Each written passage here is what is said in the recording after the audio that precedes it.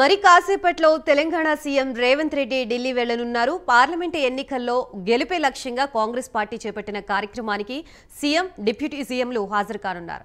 Parliament ఇన్ఛార్జీలకు AICC నుంచి పిలుపు రావడంతో నేతలు హస్తిన బయలుదేరారు. లోక్సభ ఎన్నికలపై ఏఐసీసీ దిశానిర్దేశం చేయనుంది.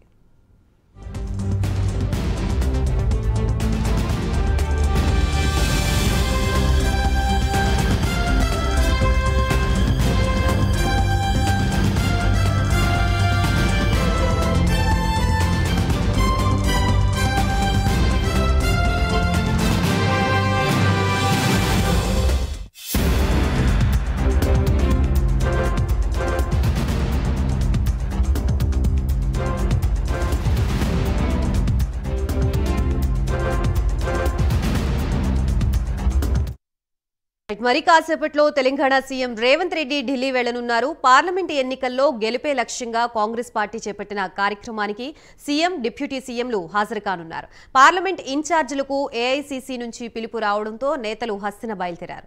లోక్సభ ఎన్నికలపై ఏఐసీసీ దిశానిర్దేశం చేయనున్నట్లుగా తెలుస్తోంది. దీనికి సంబంధించి కంప్లీట్ డీటెయిల్స్ అందించడానికి మా ప్రతినిధి నాగేంద్ర సిద్ధంగా ఉన్నారు. నాగేంద్ర. Thank you Gayathri. మరి కాసేపట్లో తెలంగాణ ముఖ్యమంత్రి రేవంత్ రెడ్డి ఢిల్లీ పయనం కాబోతున్నారు. ఇప్పటికే ఉప ముఖ్యమంత్రి బట్టి విక్రమార్కతో పాటు అదేవిధంగా మంత్రి పొన్నం ప్రభాకర్ తో పాటు ఇతర మంత్రులంతా కూడా ఏఐసీసీ ఆధ్వర్యంలో ఏఐసీసీ కార్యాలయంలో జరిగేటటువంటి లోక్సభ కోఆర్డినేటర్ల సమావేశానికి హాజరు కాబోతున్నారు.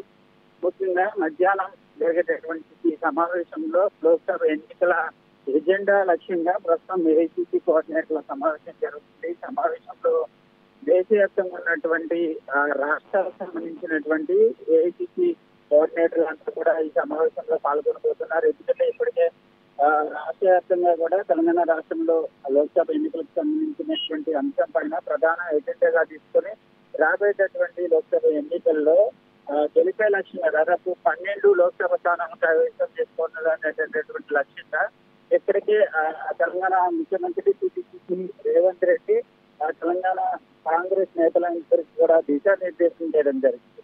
దానిలో భాగంగా ప్రస్తుతం అధిష్టానం కూడా ఎట్టి పరిస్థితుల్లో కూడా ఈసారి కేంద్రంలో అధికారంలోకి రావాలనేటువంటి లక్ష్యంగా లోక్సభ ఎన్నికలను ప్రధాన ఎజెండాగా తీసుకుంటూ లోక్సభ ఎన్నికల్లో ఎట్టి పరిస్థితుల్లో కూడా అన్ని రాష్ట్రాల్లో అత్యధిక స్థానాలు కైవసం చేసుకోవడమే లక్ష్యంగా ప్రస్తుతం అధిష్టానం అయితే వ్యూహం రచిస్తుంది. దానిలో భాగంగా మధ్యాహ్నం లోక్సభ ఎన్నికల కోఆర్డినేటర్ల సమావేశం ఉంది. సమావేశంలో అన్ని రాష్ట్రాలకు సంబంధించినటువంటి కోఆర్డినేటర్లు అంతా కూడా సమావేశంలో పాల్గొనబోతున్నారు. అధిష్టాన ప్రజలంతా కూడా ఈ లోక్సభ ఎన్నికలకు సంబంధించి ఎటువంటి ఎజెండాతో ముందుకు వెళ్ళాలి, ఏ వ్యూహాలను ఏ విధంగా అమలు చేయాలి, అదేవిధంగా ఎన్నికల ప్రచార వ్యూహాలు ఏ విధంగా ఉండాలన్న దానిపైన ఆయా రాష్ట్ర నేతలందరికీ కూడా దిశానిర్దేశం చేయబోతున్నారు. ముఖ్యంగా ఇప్పటికే వైపు రాహుల్ గాంధీ భారత్ జోడో యాత్ర కూడా చేయడం జరిగింది. మరొకసారి భారత్ న్యాయయాత్ర అనేటటువంటి యాత్రను కూడా ఈ నెల 14వ తేదీ నుంచి కూడా